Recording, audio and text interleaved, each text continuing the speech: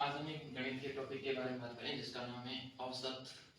First of all हम इसके बारे में जानते हैं कि औसत होता क्या है। आइए देखें इसके बारे में। औसत का सीधा सा मतलब है दी गई संख्याओं का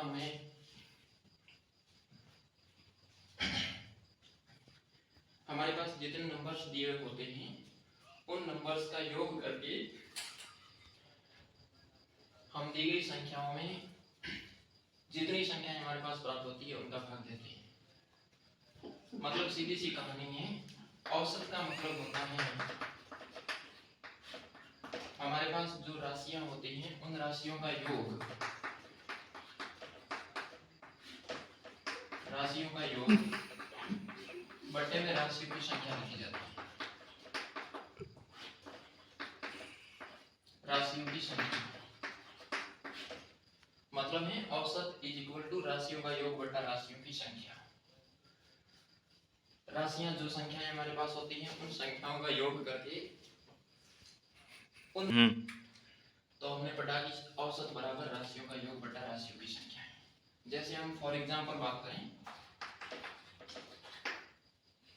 जैसे हमारे पास नंबर्स हैं 8, 5, 3, 4, 9, इनका औसत क्या होगा?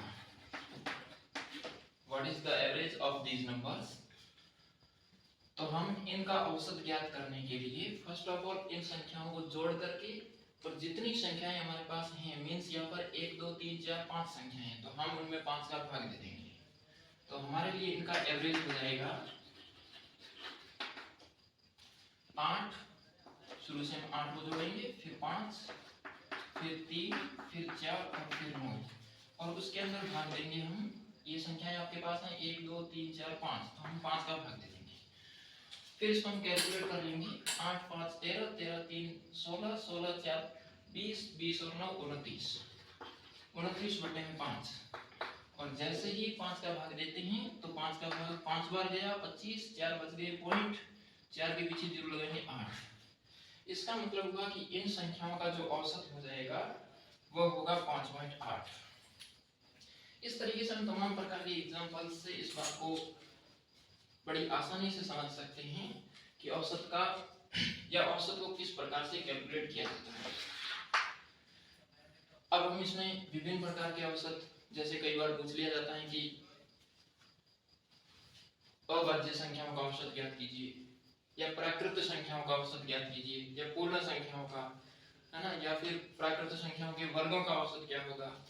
तो हम तमाम प्रकार से इनके औसत को आसानी से ज्ञात कर सकते हैं।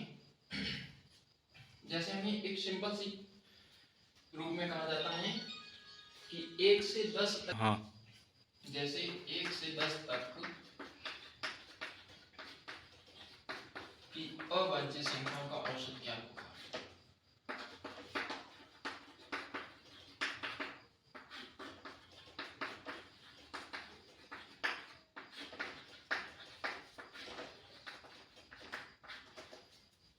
तो हम इनका औसत ज्ञात करने के लिए फर्स्ट ऑफ ऑल तो हमें 1 से 10 तक की अभाज्य संख्याएं लिखनी पड़ेगी कि वो 1 से 10 तक की अभाज्य संख्या है कौन। तो 1 से 10 तक अभाज्य संख्याएं, और हम अभाज्य संख्याएं लिखने से पहले अभाज्य संख्या की परिभाषा के बारे में या अभाज्य संख्याओं के बारे में अच्छी तरीके से जानते होंगे।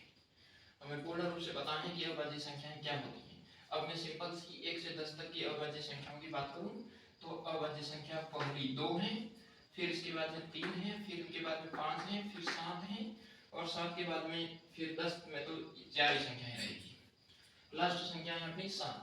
अब हमें इनका औसत ज्ञात करने के लिए हम उनकी तरफ से बस राशियों का योग कर लेंगे और राशियों में जितनी राशियां हैं उनकी संख्या का भाग दे देंगे, तो हमें इनका एवरेज क्या हो जाएगा।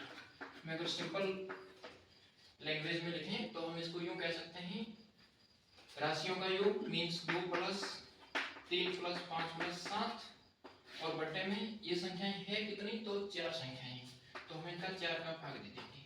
अब जैसे ही इनमें कैलकुलेट करेंगे 2 और 3 5, 5 5 10 और 7 17, 17 में 4 का भाग अपने गया 4 बार, 4 चौके 16, 1 बच गया पॉइंट, यहाँ 0 10 हो गए, 10 में गया 2 बार, 4 दूनी 8, फिर 2 बच गए, 2 के पीछे 0 लिया 5, यानी इनका औसत हो गया 4.25। इस तरीके से हम तमाम प्रकार की संख्याओं के औसत के बारे में जान सकते हैं। इनके बाद में हमें अभाज्य संख्याओं के बाद प्राकृत संख्याओं के औसत के बारे में बात कर लेनी चाहिए, प्राकृत संख्याओं के वर्गों के बारे में, और प्राकृत संख्याओं के घनों का औसत क्या होगा, या विषम संख्याओं का औसत क्या होगा, या विषम संख्याओं का औसत क्या होगा। तो हमें इनसे पहले ये पता होना चाहिए कि प्राकृत संख्याओं का योग क्या होता है ना, या प्राकृत संख्याओं के वर्गों का योग क्या होता है, या प्राकृत संख्याओं के घनों का योग क्या होता है।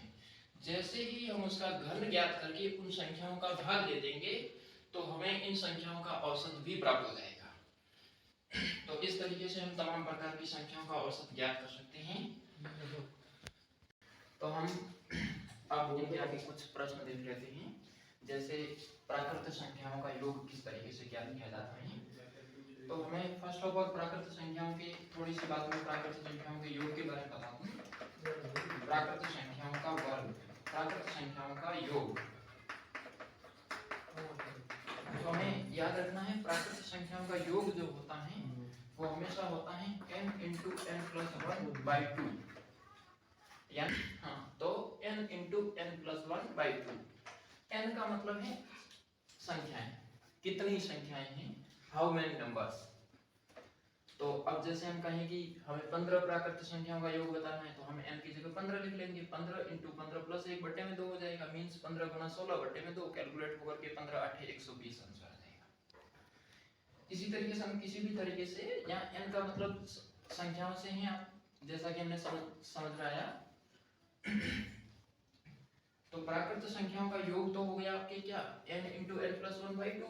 अब पूछें कि प्राकृत संख्याओं का औसत क्या होगा, तो ऑब्वियसली प्राकृत संख्याएं जितनी पूछी गई हैं मींस n × n+1/2 और बाय राशियों की संख्या है ना, बट्टे में राशियों की संख्या लिख देंगे, या मैं इसके इनटू गुणा में राशियों की संख्या लिख लेता हूं। अब मैं इसी पर एक एग्जांपल बात करें,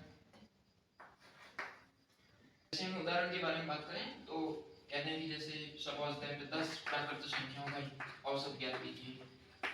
10 प्राकृत संख्याओं का औसत।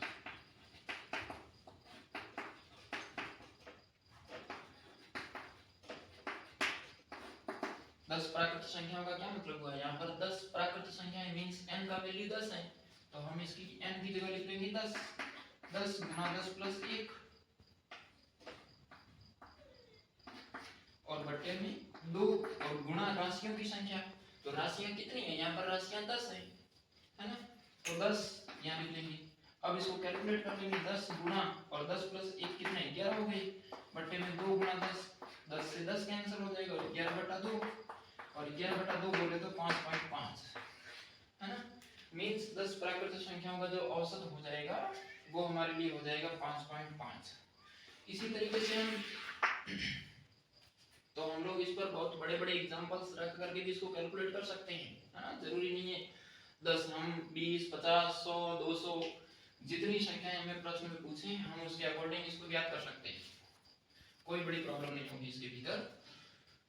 इसके बाद में प्राकृत संख्याओं के वर्गों का योग, उससे पहले मैं बात कर लूं कि सम संख्याओं का, प्राकृत सम संख्याओं का योग क्या होगा। प्राकृत सम संख्याएं,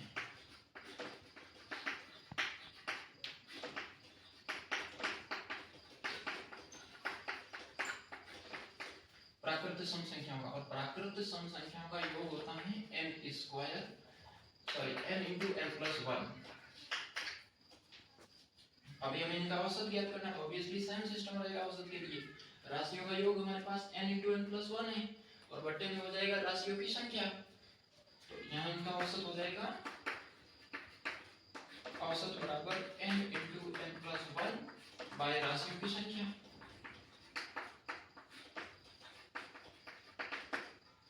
तो ये n की जगह हम लोग लिख लेंगे कितने, वो जितने होंगे, n का मतलब हम संख्याओं से मतलब समझ गए हैं। अब यहाँ भी उदाहरण की बात कर लें तो फिर हम लिख लेते हैं फॉर एग्जांपल कि 15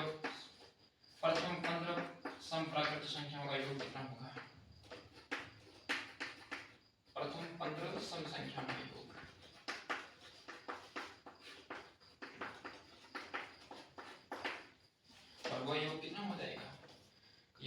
फॉर्मूले से देखें तो n का वैल्यू हमारा 15 है, 15 गुणा 15 प्लस 1 और बट्टे में राशियों की संख्या, यहाँ पर राशियां कितनी है 15 है ना, तो सीधी सी बात 15 15 से कैंसिल हो गए और 15 और 1 16 हो गए, बस सिंपल सा आंसर में प्राप्त हो गया 15 प्लस 1 मींस 16। इसी तरीके से अगर प्राकृत विषम संख्याओं के योग की बात करें तो विषम संख्याओं का योग होता है n into n plus 0 means n square, और उस तरीके से जब इसको करेंगे तो यहाँ पर क्या हो जाएगा n स्क्वायर हो जाएगा, है ना, n स्क्वायर बटा राशियों का योग ये हो जाएगा। और इस फॉर्मूले से अगर प्रथम 15 विषम संख्याएं ज्ञात करेंगे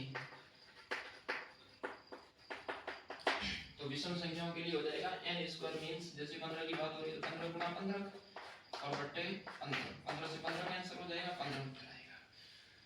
हम इन दोनों संख्याओं से एक निष्कर्ष निकाल सकते हैं by analysis, we know about it means इन जब हम सम संख्याओं को योग ज्ञात करें और विषम संख्याओं का योग ज्ञात करें और उसके बाद में जब हम इनका औसत ज्ञात करते हैं तो हमें सीधा सा एक संख्या या एक आइडिया प्राप्त होता है हमें कि जब बात सम संख्याओं के औसत की जाती है तो सम संख्याएं जितनी हो उससे एक ज्यादा हमेशा उनका आंसर रहता है, और विषम संख्याओं के औसत की बात की जाए तो जितनी विषम संख्याएं पूछी हैं उसका आंसर उतना ही होगा। मींस अगर कहें कि 50 विषम संख्याओं का औसत क्या होगा तो उत्तर 50 रहेगा, वो पूछें कि 50 सम संख्याओं का औसत क्या होगा तो 50 प्लस 1 क्या बन रहेगा, है ना, इस तरीके से। तो हमें इन सारी चीजों के बारे में जानकारी रखनी है। आज के लिए इनके बारे में हम इतना ही जानते हैं, नेक्स्ट बात करेंगे नेक्स्ट क्लास में।